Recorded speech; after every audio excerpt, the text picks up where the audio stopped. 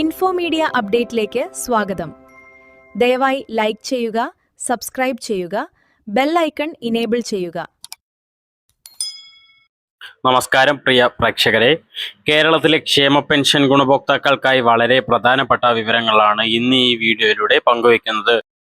2020 June മാസത്തെ ക്ഷേമ pension വിതരണം സംബന്ധിച്ച പ്രതീക്ഷകൾ, ഗുണഭോക്താക്കൾ ശ്രദ്ധിക്കേണ്ട കാര്യങ്ങൾ, പെൻഷൻ പദ്ധതികളുടെ പശ്ചാത്തലം, കേന്ദ്ര സർക്കാരിൻ്റെയും സംസ്ഥാന സർക്കാരിൻ്റെയും പങ്ക്, കൂടാതെ വിതരണം വൈകാൻ സാധ്യതയുള്ള ചില കാരണങ്ങൾ എന്നിവയെക്കുറിച്ചാണ് ഇന്ന് നമുക്ക് സംസാരിക്കാനുള്ളത്. കേരളത്തിൽ ക്ഷേമ പെൻഷൻ എന്നത് ഒരു സാധാരണ സർക്കാർ സഹായ പദ്ധതി മാത്രമല്ല, സമൂഹത്തിലെ സാമ്പത്തികമായി പിന്നോക്കം നിൽക്കുന്ന ലക്ഷക്കണക്കിന് ആളുകളുടെ ജീവിത സുരക്ഷയാണ് ഈ പദ്ധതി.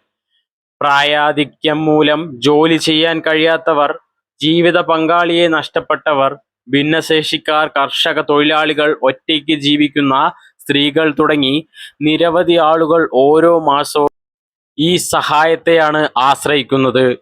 അതിനാൽ ഓരോ മാസവും പെൻഷൻ വിതരണം എപ്പോൾ നടക്കുമെന്ന ചോദ്യം സ്വാഭാവികമാണ്. സുഹൃത്തുക്കളെ, കേരളത്തിലെ സാമൂഹിക ക്ഷേമ പെൻഷൻ പദ്ധതികൾ വർഷങ്ങളായി നടപ്പിലാക്കി വരുന്ന പദ്ധതികളാണ്. കാലാനുസൃതമായി പെൻഷൻ തുക വർദ്ധിപ്പിക്കുകയും കൂടുതൽ ആളുകളെ പദ്ധതിയിലേക്ക് ഉൾപ്പെടുത്തുകയും ചെയ്തിട്ടുണ്ട്. ഇന്ന് ലക്ഷക്കണക്കിന് ഗുണഭോക്താക്കൾക്ക് പ്രതിമാസം 2000 രൂപ വീതമാണ് ലഭിച്ചുകൊണ്ടിരിക്കുന്നത്. അത് 3000 രൂപയാക്കാനുള്ള ചില നടപടികളും തുടങ്ങും ഭാവിയിൽ. ഈ തുക ചെറിയ തുകയെന്ന് ചിലർ കരുതാം.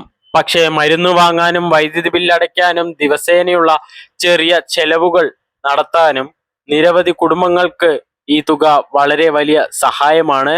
ഇപ്പോൾ ഒരു പ്രധാന കാര്യം നോക്കാം. ഈ പെൻഷൻ പണം നൽകുന്നത് ആരാണെന്നുള്ള ചോദ്യമുണ്ട്. പലപ്പോഴും രാഷ്ട്രീയ ചർച്ചകളിൽ ഇത് വലിയ വിഷയമാകാറുമുണ്ട്.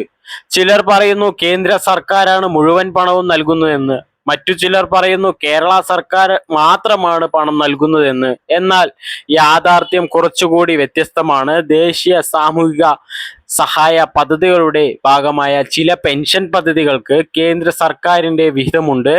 വയോജന പെൻഷൻ, വിധവാ പെൻഷൻ, ഭിന്നശേഷി പെൻഷൻ തുടങ്ങിയ ചില വിഭാഗങ്ങൾ കേന്ദ്ര സർക്കാർ സാമ്പത്തിക സഹായം നൽകുന്നുണ്ട്. എന്നാൽ ഗുണഭോക്താക്കൾക്ക് ലഭിക്കുന്ന 2000 രൂപയിൽ വലിയ പങ്കും കേരള സർക്കാർ സ്വന്തം വരുമാനത്തിൽ നിന്നാണ് നൽകുന്നത്. അതേസമയം ചില ക്ഷേമ പെൻഷൻ പദ്ധതികൾ പൂർണ്ണമായും സംസ്ഥാന സർക്കാരിന്റെ പദ്ധതികളാണ്. അതിനാൽ കേന്ദ്രവും സംസ്ഥാനവും വ്യത്യസ്ത തലങ്ങളിൽ പങ്കാളികളാണെന്ന് പറയാം. സുഹൃത്തുക്കളെ, പെൻഷൻ വിതരണം സംബന്ധിച്ച് പലപ്പോഴും ആളുകൾക്ക് നേരിടുന്ന ചില പ്രശ്നങ്ങളെ കുറിച്ച് നമുക്ക് സംസാരിക്കാം. ഒന്നാമത്തെ കാര്യം ബാങ്ക് അക്കൗണ്ടാണ്. പെൻഷൻ ലഭിക്കുന്ന അക്കൗണ്ട് സജീവമാണോ എന്ന് പരിശോധിക്കുക. വർഷങ്ങളായി ഉപയോഗിക്കാത്ത അക്കൗണ്ടുകൾ ചിലപ്പോൾ പ്രവർത്തനരഹിതമാവാൻ സാധ്യതയുണ്ട്. രണ്ടാമത്തെ കാര്യം KYC നടപടികളാണ്. ബാങ്ക് ആവശ്യപ്പെട്ട രേഖകൾ പുതുക്കിയിട്ടില്ലെങ്കിൽ പണമിടപാടുകാർക്ക് തടസ്സം നേരിടാൻ സാധ്യതയുണ്ട്. മൂന്നാമത്തെ കാര്യം ആധാർ വിവരങ്ങളാണ്. ആധാറിലെ പേരും ബാങ്കിലെ പേരും തമ്മിൽ വ്യത്യാസമുണ്ടെങ്കിൽ ചിലപ്പോൾ സാങ്കേതിക പ്രശ്നങ്ങൾ ഉണ്ടാവാനും സാധ്യതയുണ്ട്. നാലാമത്തെ കാര്യം മസ്റ്ററിംഗ് ആണ്. ജീവിച്ചിരിപ്പുണ്ടെന്ന് സ്ഥിരീകരിക്കുന്ന ബയോമെട്രിക് നടപടിയാണ് മസ്റ്ററിംഗ്. ഇത് പൂർത്തിയാക്കാത്തവർക്ക് പിന്നീട് ബുദ്ധിമുട്ടുകൾ ഉണ്ടാകാം. അതിനാൽ അക്ഷയ കേന്ദ്രങ്ങൾ വഴി നിങ്ങളുടെ നിലവിലെ സ്ഥിതി പരിശോധിക്കുന്നത് വളരെയധികം നല്ലതായിരിക്കും. ഇനി മറ്റൊരു കാര്യത്തിലേക്ക് വരാം. പലരും ചോദിക്കുന്നത് കുടിശ്ശിക പെൻഷനെ കുറിച്ചാണ്. കുടിശ്ശിക സംബന്ധിച്ച വിഷയങ്ങളിൽ സർക്കാർ തീരുമാനങ്ങൾ വരുമ്പോൾ അതിന്റെ അടിസ്ഥാനത്തിലായിരിക്കും തുടർ നടപടികൾ ആരംഭിക്കുക. അതിനാൽ ഔദ്യോഗിക പ്രഖ്യാപനങ്ങൾക്കാണ് പ്രാധാന്യം നൽകേണ്ടത്. സോഷ്യൽ മീഡിയയിൽ വരുന്ന എല്ലാ വാർത്തകളും ശരിയായിരിക്കണമെന്നില്ല. അതുകൊണ്ട് ഔദ്യോഗിക സ്രോതസ്സുകളിൽ നിന്നുള്ള വിവരങ്ങൾ മാത്രം വിശ്വസിക്കുക. ഇനി എല്ലാവരും കാത്തിരിക്കുന്ന ജൂൺ 2026 ജൂൺ മാസത്തെ പെൻഷൻ വിതരണത്തെക്കുറിച്ച് പറയാം.